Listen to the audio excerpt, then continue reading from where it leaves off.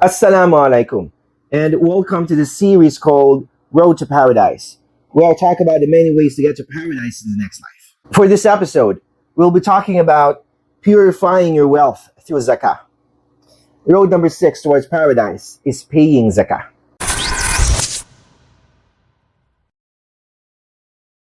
Paying zakah is one of the 5 pillars of Islam, given that one has wealth that exceeds a certain amount. The Prophet and his companions went to great lengths to ensure that Muslims during that time pay their zakah.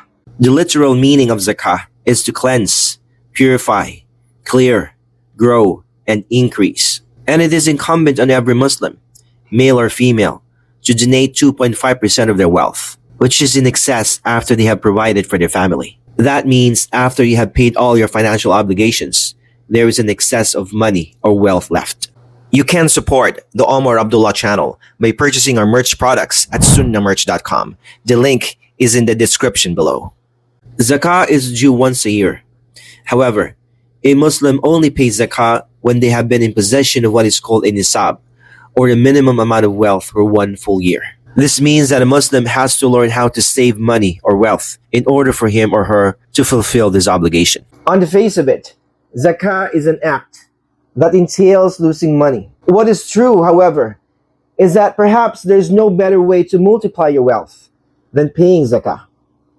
We can find in the Quran, مَنْ ذَا الَّذِي يُقْرِضُ اللَّهَ قَرْضًا حَسَنًا فَيُضَاعِفَهُ لَهُ وَلَهُ أَجْرٌ كَرِيمٌ. Who is he that will lend to Allah a goodly loan? Then Allah will increase it manifold to his credit in repaying, and he will have a good reward or paradise. Allah has not only promised to repay our zakah manifold, but He has also promised paradise with it.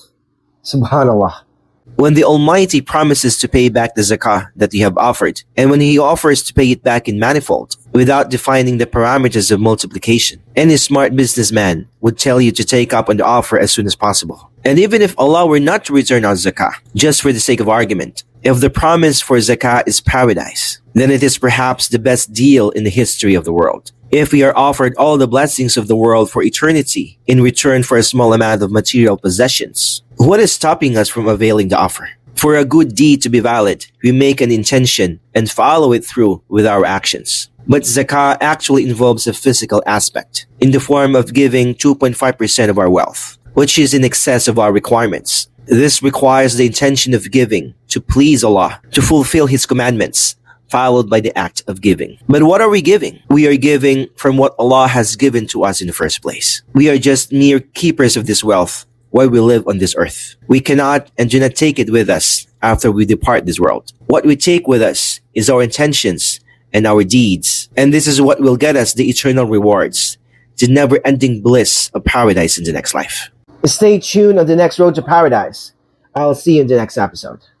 Hey, if you want to know more about the many roads that leads to paradise, check out this playlist here.